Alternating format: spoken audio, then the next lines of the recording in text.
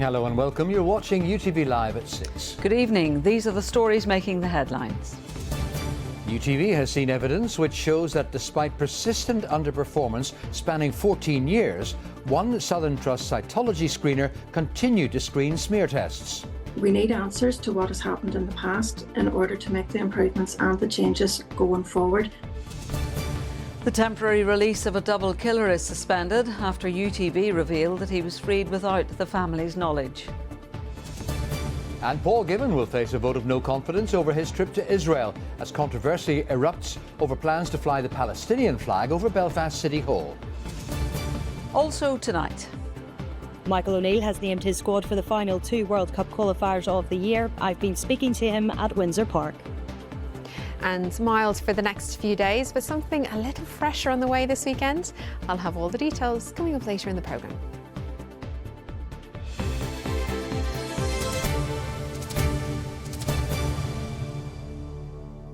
Tomorrow, 3 major reports related to the handling of cytology screener underperformance in the Southern Trust will be published.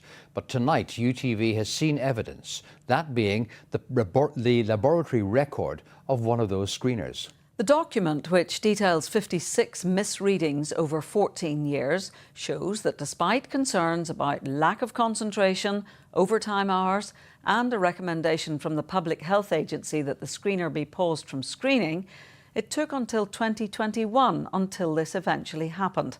Our health correspondent Deborah McAleese has this exclusive report.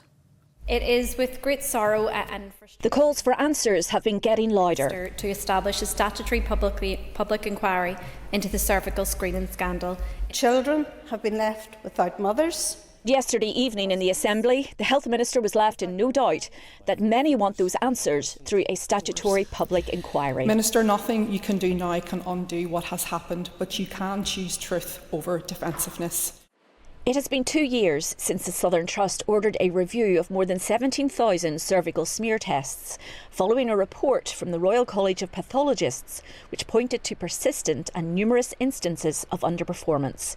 And now UTV has seen a laboratory report from the Southern Trust concerning one underperforming screener, known as Screener X. According to that report, Screener X persistently underperformed from 2007 until they were taken off screening in 2021. The report showed that 56 misses were recorded for this screener over a 14-year period. The document showed that concerns were raised about the screener's concentration issues as far back as November 2007, and that in 2008 the screener had not participated in extra training. The lab record also showed that Screener X had repeatedly been spoken to about not spending enough time screening slides, and that concerns were raised about the amount of overtime the screener was working. The document also showed that in 2019, the Public Health Agency suggested that Screener X step away from the screening programme due to consistent undercalls, but they continued screening. In October 2021, the screener was taken off gynae screening. This is a cervical screening programme that is effective, but only when everybody works together and everybody does their job as they're supposed to do.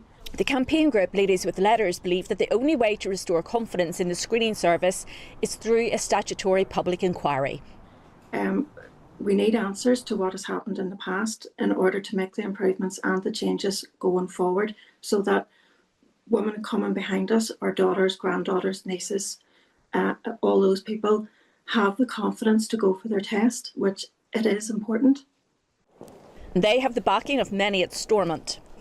It's really important to know what happened, but it's also important to have confidence going forward. The screening programme is aimed at healthy women with no symptoms. But it is the Health Minister's backing that they need. The incidence of cervical cancer. And Deborah joins us now in the studio. Deborah, when is the Minister likely to make a decision? Well, Rose, as you just heard, there are 3 outstanding reports from the Southern Trust and from the Public Health Agency, which we are expected to see published tomorrow. And the Minister had been waiting for these reports before making any decisions on his way forward. So now he is intending to issue a written ministerial statement tomorrow, and it's expected that he will outline his next moves then. but you've heard the ladies with letters, campaigners and politicians from across the political divide. They all want a statutory public inquiry so that witnesses can be compelled to give evidence.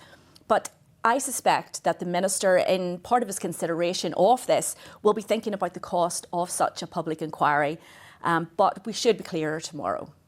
Now, cervical screening has been moved to a primary HPV testing system in a regional laboratory at Belfast Trust, but it has also experienced some problems recently. What's the latest on that?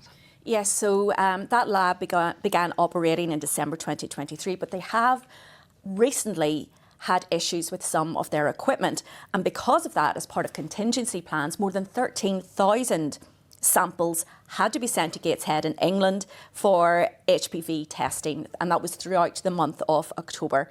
Now, yesterday in the Assembly, the Minister said that the equipment is working again, but he said that it may need replaced. And that is less than 2 years since this laboratory started operating. But I think it's very important to say that the screening programme is still operating. Contingency plans are in place should there be any issues, and this is a programme that saves lives. Deborah McAleese, thank you very much indeed. The temporary release of a double killer has been suspended after UTV revealed that he had been freed from jail without the family of his elderly victims being informed. The move was confirmed by Justice Minister Naomi Long as she came under intense questioning to fully explain what went so badly wrong in the case. Here's our crime and security correspondent Sharon O'Neill. We were the first to reveal that since February, double killer Thomas McEntee was released from jail on 13 separate occasions without the family of his victims, Michael and Marjorie Codry, ever told. This, despite the fact the authorities were obliged to do so. You can't put it into words. It is so traumatic, and it makes you so angry. So angry. The fallout, apologies all round to a family still picking up the pieces, including from the Justice Minister for a blunder blamed on a prisoner database not updated. I would like to publicly reiterate that apology. I am genuinely sorry for the hurt that this caused the family and intend to meet with them soon. The scandal under scrutiny in the Assembly. To learn through a television report that their killer, Thomas McEntee, was on pre-release on 13 occasions since February, 4 of which were unsupervised, is a damning failure on the part of the Department for Justice.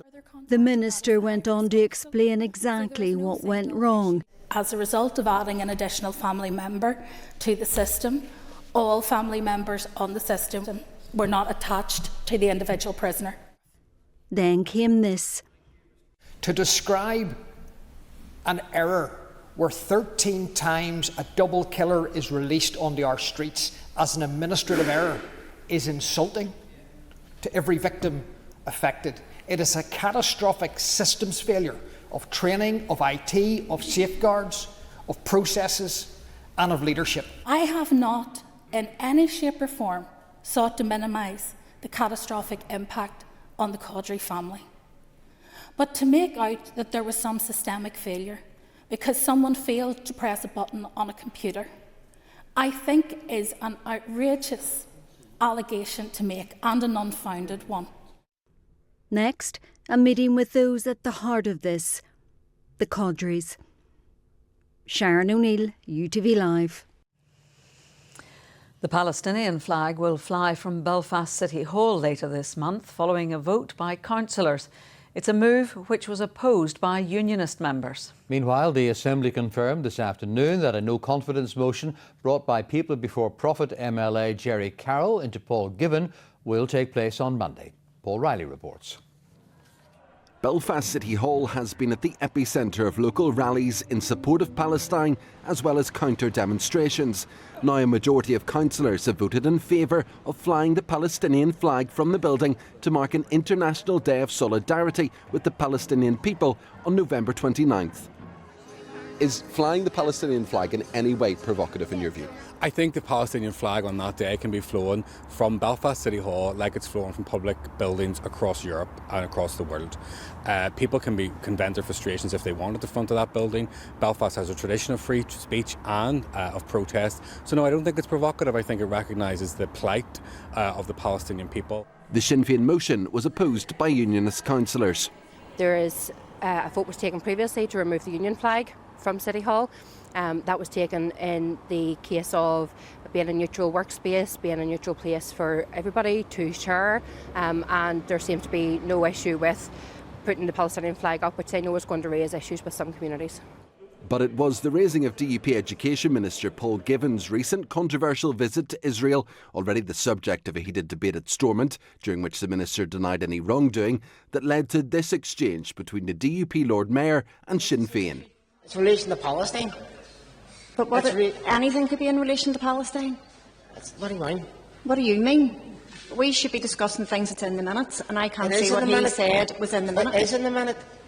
After a walkout by some members and a suspension of proceedings, a vote of no confidence in Minister Given was proposed by Sinn Féin. I propose that we write to the Department of Education and ask them to remove the content posted regarding the Minister's trip to occupied territories in Palestine, remove the content posted on their communication channels, declare that Belfast City Council has no confidence in the Minister for Education, and write to him informing him of our position.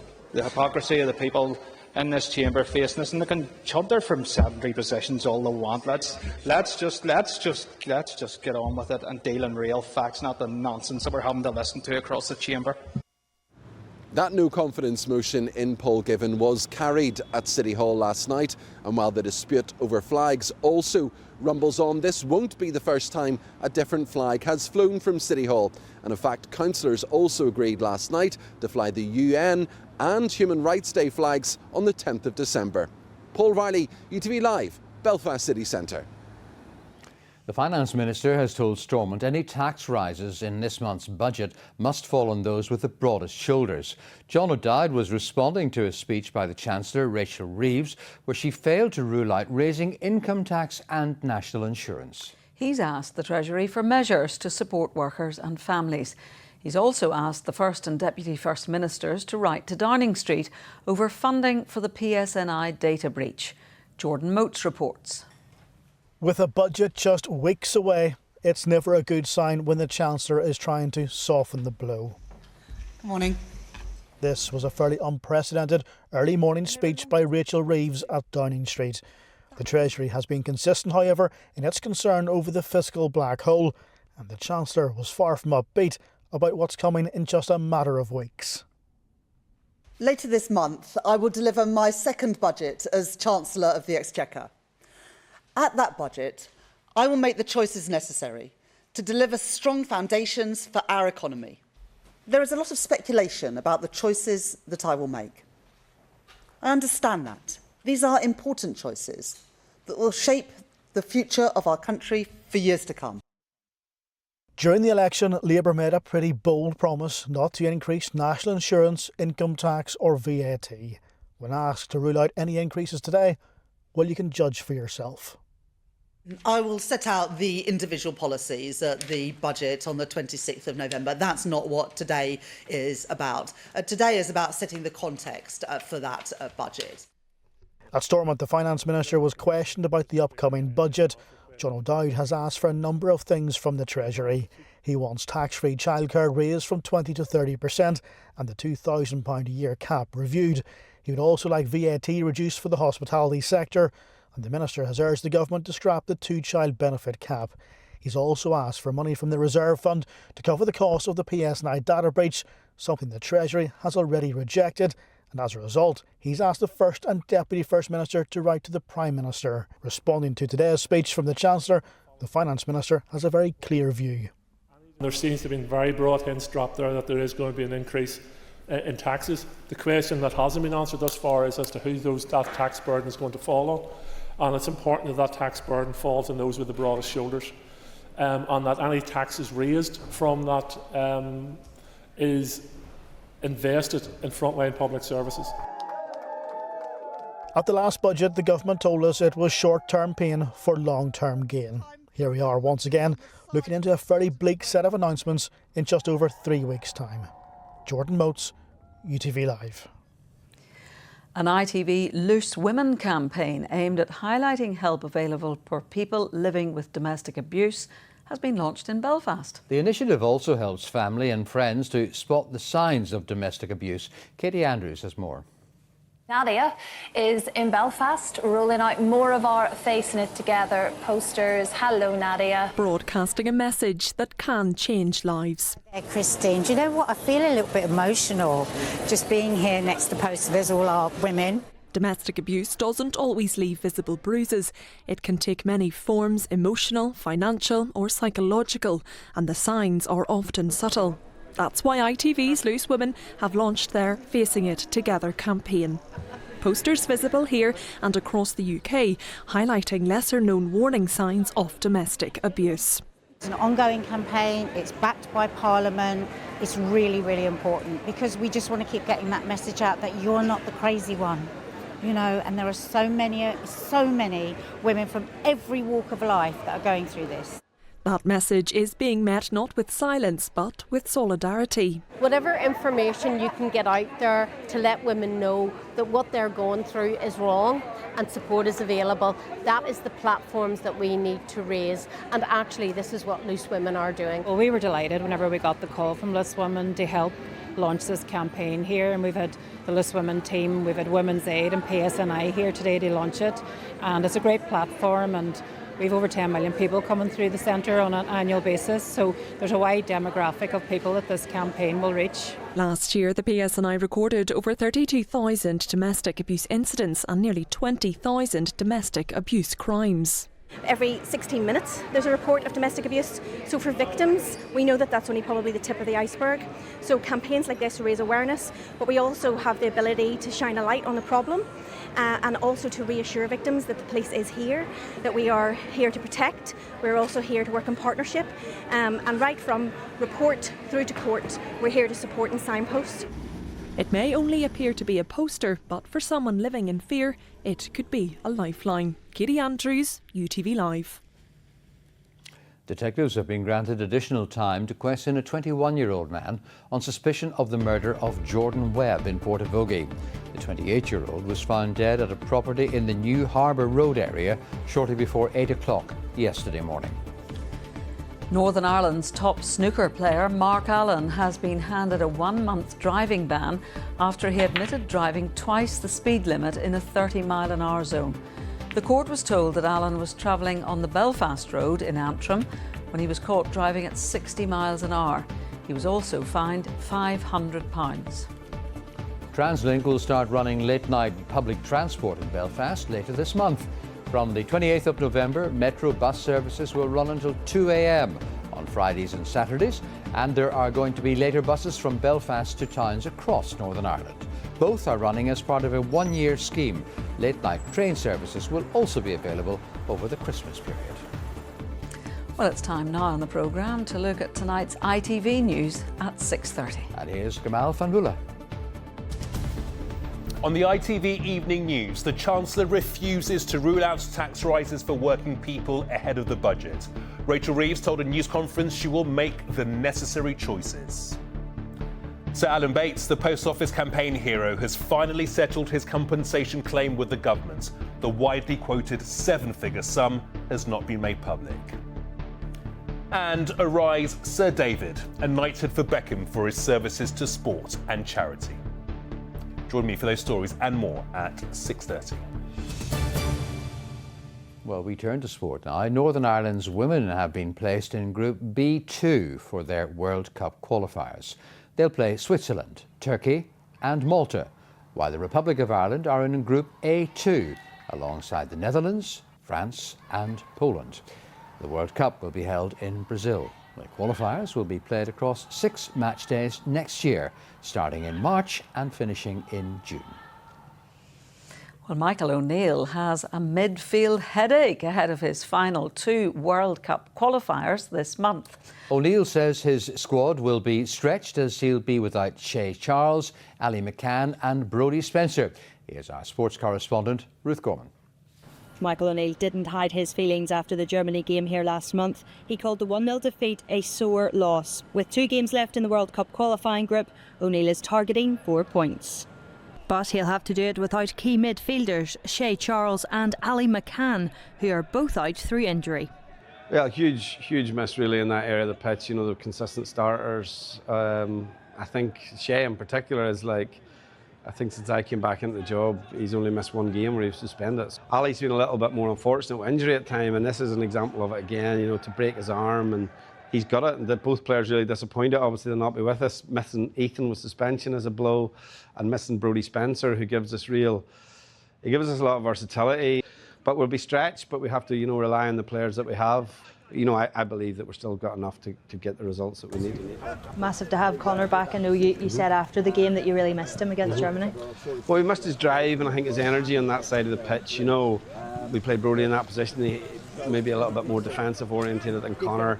It's good that he's back, because when he plays, and we saw the benefit of, you know, Conor at his best against Slovakia at home, he'll give us that real energy on the right hand side of the pitch. Patrick Kelly gets his first call-up to the senior squad after impressing for the under-21s. We're light in midfield, so we needed to bring players in. We have some players who have been in the squad before, but they're not starting games for their clubs on a consistent basis. So Brad Lyons is playing at Kilmarnock, and obviously PK is playing at Barnsley, and has had a real impact in the last month. He's played well for the 21s as well.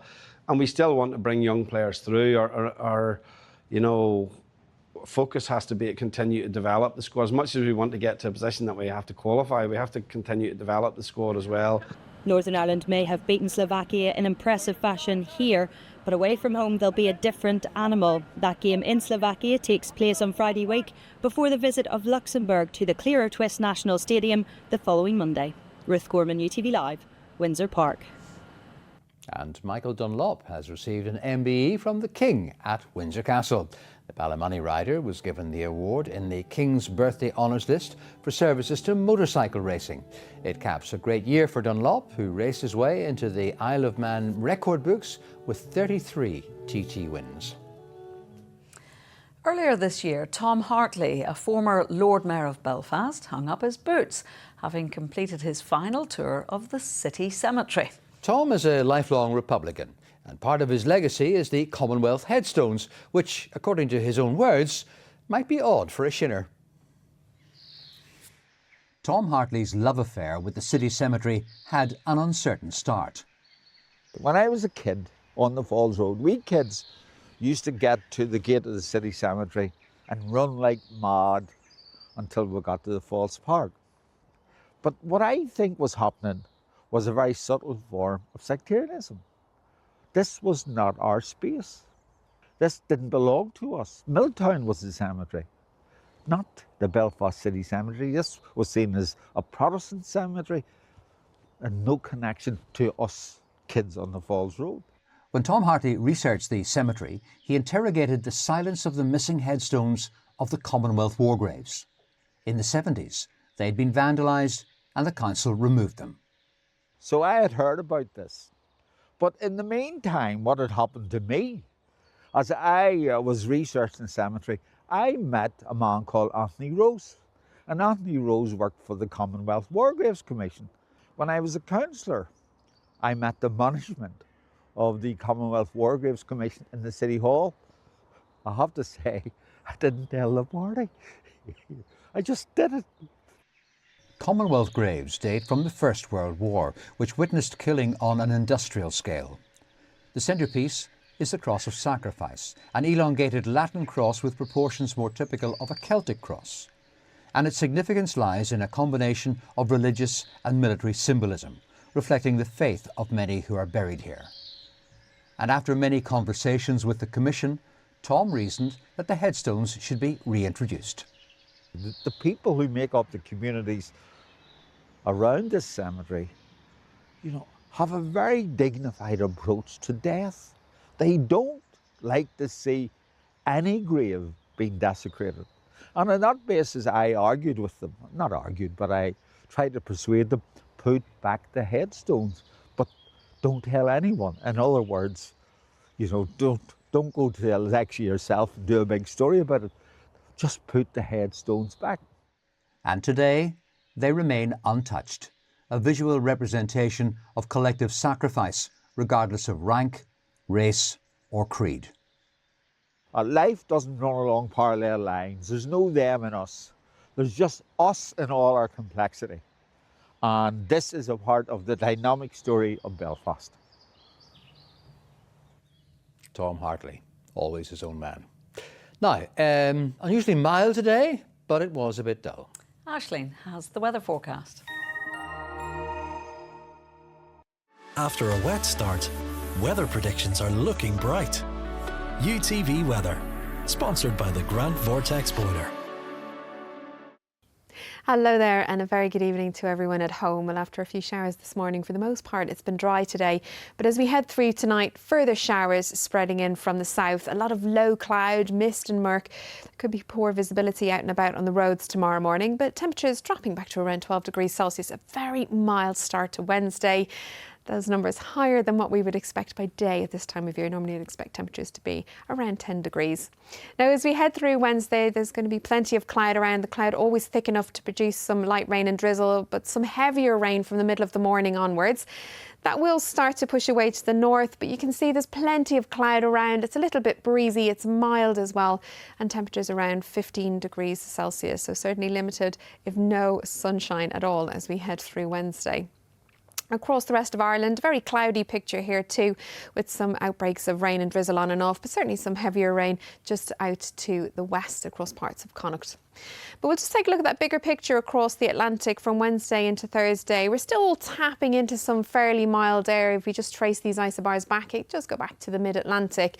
But you will notice just out to the west, there's this weather front here, and it's moving a little bit faster than the weather fronts out to the east. So eventually something a little fresher working its way in as we head into the weekend. So let's just take a look at the detail of that as we head through the next few days. Always plenty of cloud around. The cloud thick enough to produce some light rain and drizzle, poor visibility out and about on the roads, but certainly turning a little bit fresher with some heavy showers around as we head into the weekend. Bye-bye. UTV Weather, sponsored by the Grant Vortex Boiler.